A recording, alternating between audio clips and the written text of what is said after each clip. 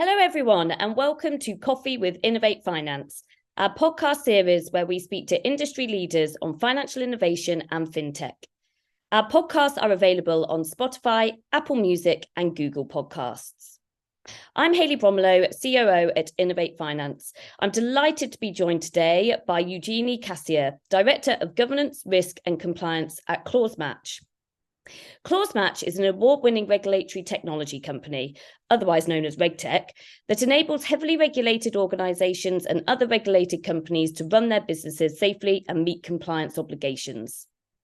Eugenie Casier is a seasoned professional with a proven track record in internationalisation with hard and soft launches, timely bringing FCA-regulated firms into the European market in collaboration with a major bank. So Eugenie, thanks very much for joining us. Really looking forward to this discussion. Can you tell us a bit more about your role at Clausematch and a bit more background about your professional experience to date? Sure. Thank you for having me, Hayley. So I work at Clausematch as Director of Governance, Risk and Compliance. I have a legal background and I've always worked in compliance and operations. So I'm at Clausematch. We are a RegTech, and as you already said, that means regulatory technology. We are a SaaS. So our solution really, to put it in simple terms, helps financial institutions with their compliance, right? Obvious. But what that means to say is that we help them to implement governance. That means everything from policy to procedure, everything, the whole chain of events that compliance represents. We are in the first and second line of defense. And what we principally do, right, because up to now I haven't really said anything that makes anything come alive. What we principally do is we facilitate smart document management and effective communications. We have workflows into building, workflows built into the platform, and we facilitate collaboration in that platform and dissemination of everything that's required. We also have an AI element to our platform, and that means that effectively you can almost run your library of governance documentation through our system to see if it all matches up with the regulations that you're meant to work in line with, if that makes sense. Yes, yeah. A few different things, and I know we'll delve a bit more into those as we continue our discussion. And so what about you and your journey into fintech and regtech? Kind of, have you always been involved in the fintech sector, or it'll be great to just hear a bit more about how you got into it and into your role at Clausematch. Hey, it took a while before I realized that I always worked in kind of fintech and regtech, but I haven't. It wasn't called that way, but when I originally started, I started at a financial technology provider in Belgium. I started as legal counsel there, and we actually offered a platform that was only really available to institutional brokers, but we offered it to a consumer audience. And we enabled them to trade in a highly technical way and in a way that otherwise would not be open to a consumer. There I got a lot of exposure to various areas of the business, because eventually there I evolved into more managing the business role, the entire business. There I got my first experience of transforming an existing business into a new geography, which I find extremely interesting to do.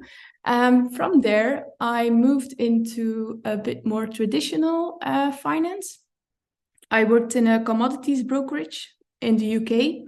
There we did all sorts of, actually I did that at the time that MiFID II came into force, GDPR and all that. So looking back, it was probably not the best time to be.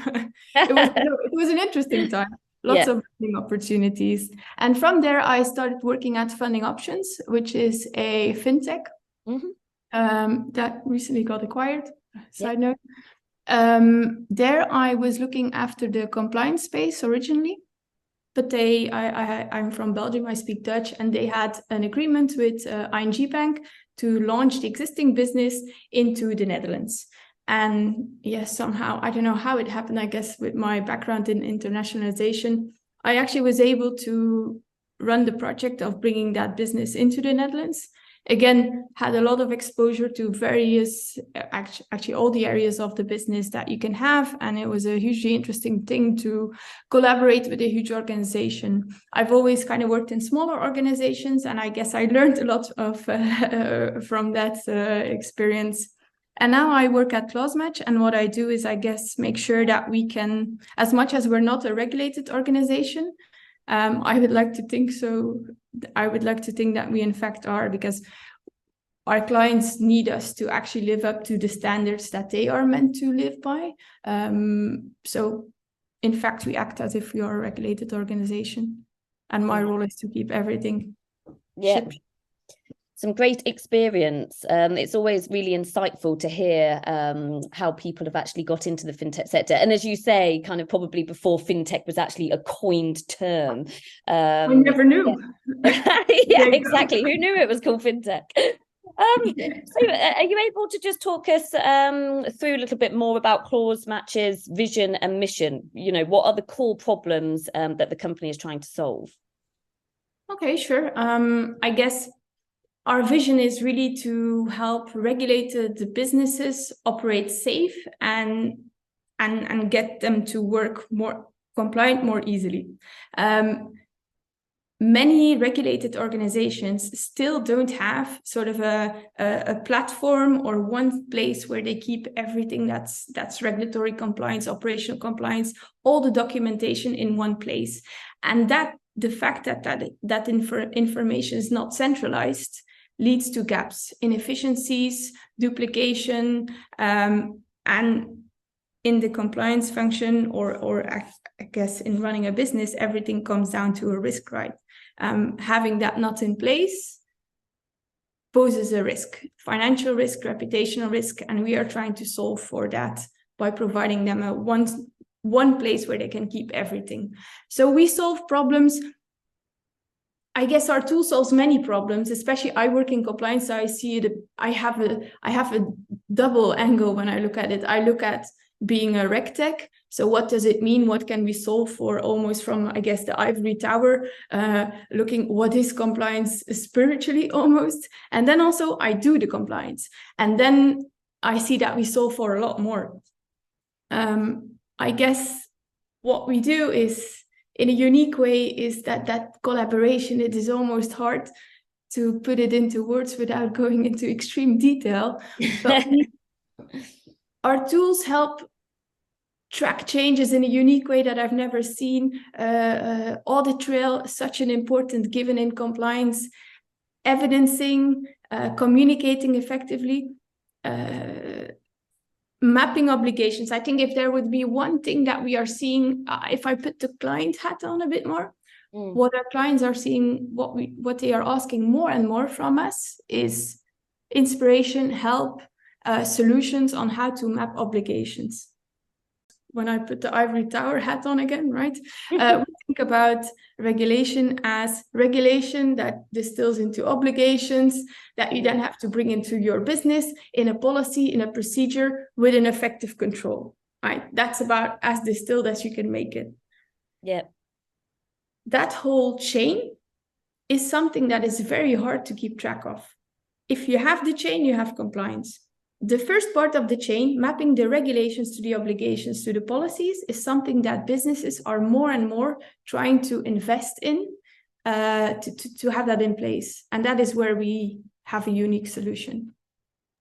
And so you would say that's kind of, you know, what sets you apart from others that are in the industry then, kind of your USP, would you say? I would say that compliance is about communication. Communication between extremely different groups of people. You have the regulator who has an aspiration. They want to, say, protect market integrity. They do that by setting out regulations. From those regulations, there are obligations. Really, as a compliance person, I honestly don't really care that much about the regulation. I want to know, what do I have to do? I can still do more, but I really want to know exactly what I have to do. So I want to know the obligations.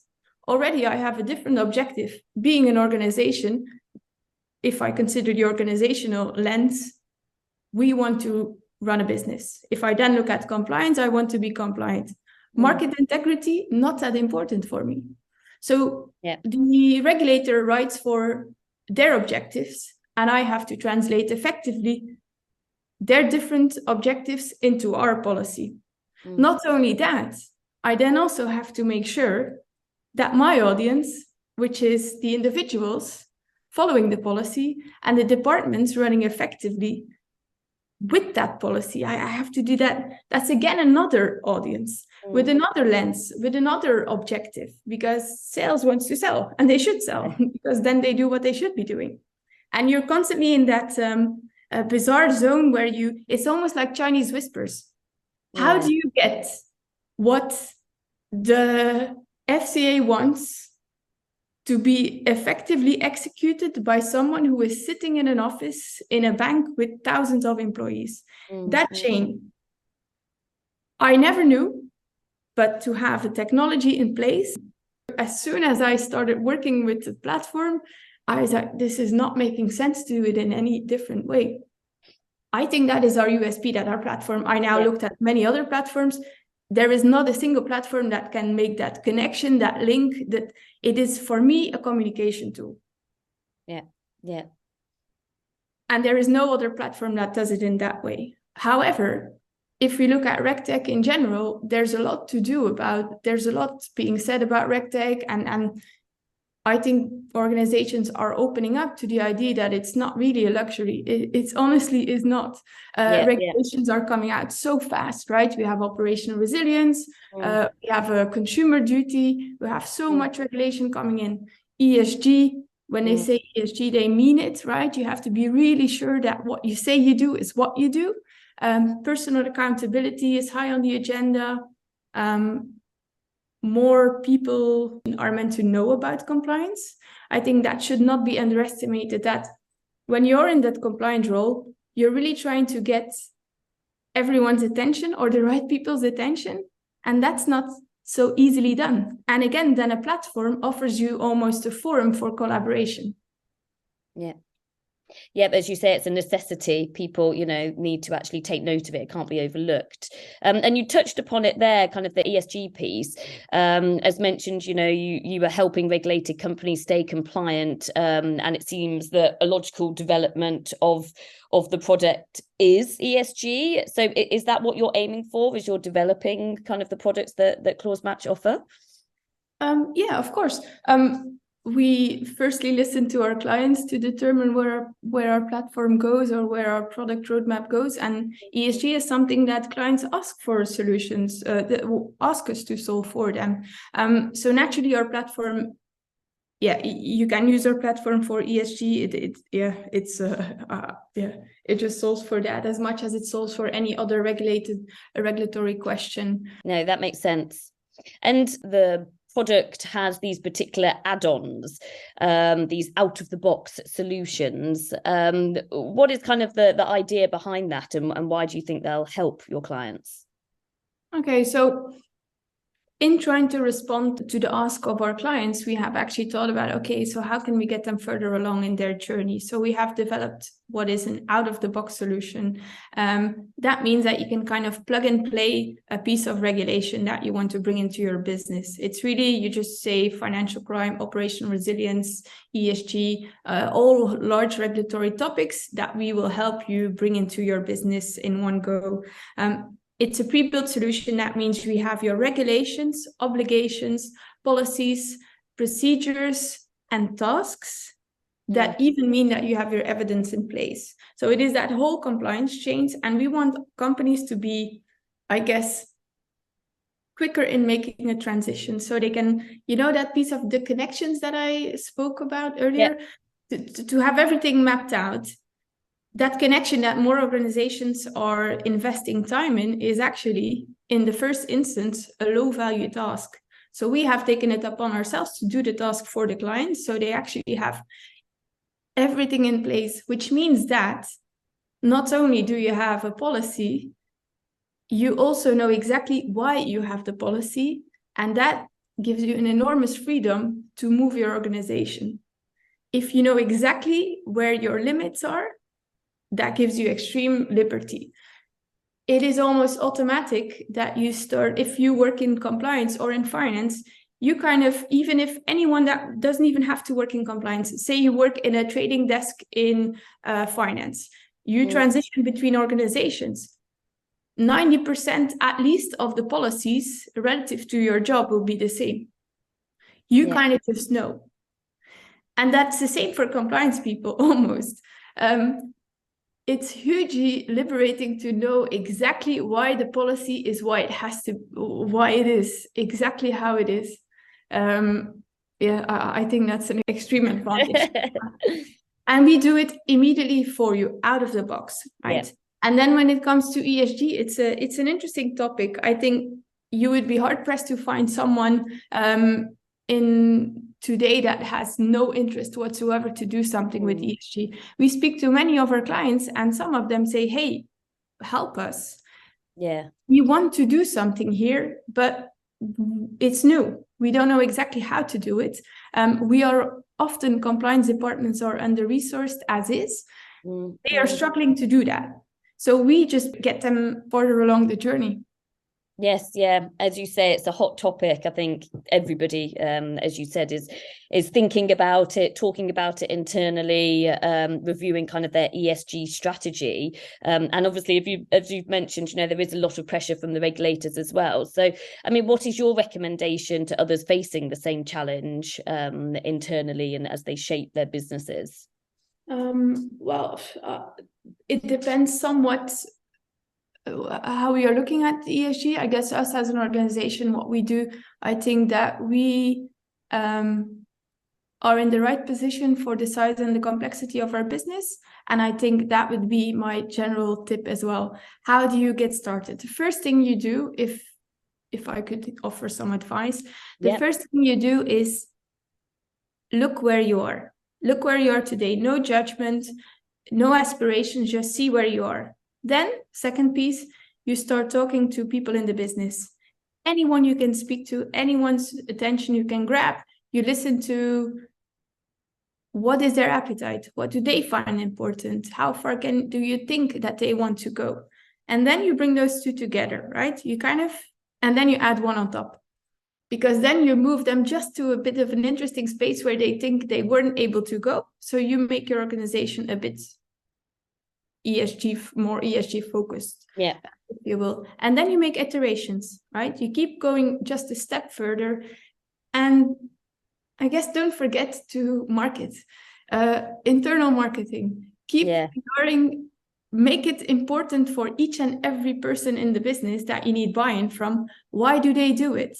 Tell the right people, say, for instance, why you would become more attractive as an employer if you're more ESG focused. Tell the right people why you would be more investable. Just make it, or explain why you would become favored for some of our clients if you're a green provider. Yes. Yeah, definitely. Get that internal buy-in, as you say, which will help then, everybody aim towards that same goal when it comes to ESG. And so I guess looking back on RegTech more broadly, where do you see as kind of the biggest potential in kind of the RegTech space at the moment, or as we look, going ahead into 2023 and beyond? Well, I guess just from a baseline, there is just so much regulation coming out that, like we already said, you just have to have something in place. And it's just almost not prudent to not have it. A solution, where it becomes interesting, right? The more tech side of it, how can we make it smarter, faster, more interesting? I think AI properly has its place, right? Integration of artificial intelligence is coming. I personally already am trying to see how can I get ChatGPT. Seems to be whatever anyone is talking about at the moment, right? No. It's interesting, right? It is I think it's hugely interesting. I speak to the data science team all the time about this, and I'm just trying to think about how can we help things further along, because I shouldn't go off on a tangent, but in a way, No, this will take us too far now. That's one for another podcast. Yes, absolutely.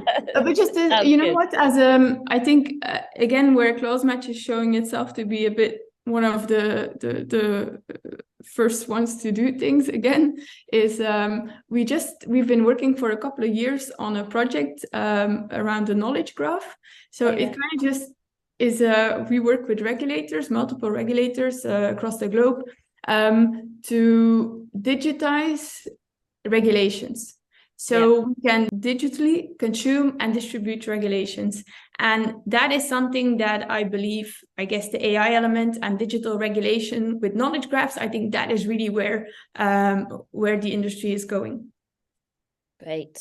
Yeah, no, it's definitely an exciting time, as you say, and as you say, lots of regulations coming in. It's going to be very interesting to see kind of how the year unfolds.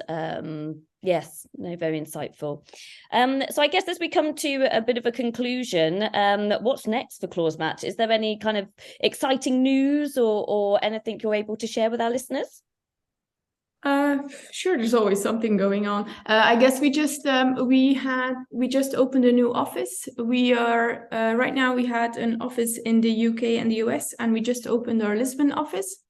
Amazing. Which I was able to visit last week, which was lovely and sunny. And I guess we are continuously adding on to our team and our client base, and we get much more interesting I guess less traditional clients in our client base, and I think that speaks to how much complexity keeps being added on into the regulatory landscape. It's not just we solve for problems in more various industries, which is, I think, quite interesting for us as well.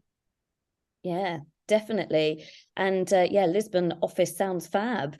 Good luck with it. It's been a pleasure to speak with you. Thank you. And thank you everyone for tuning in.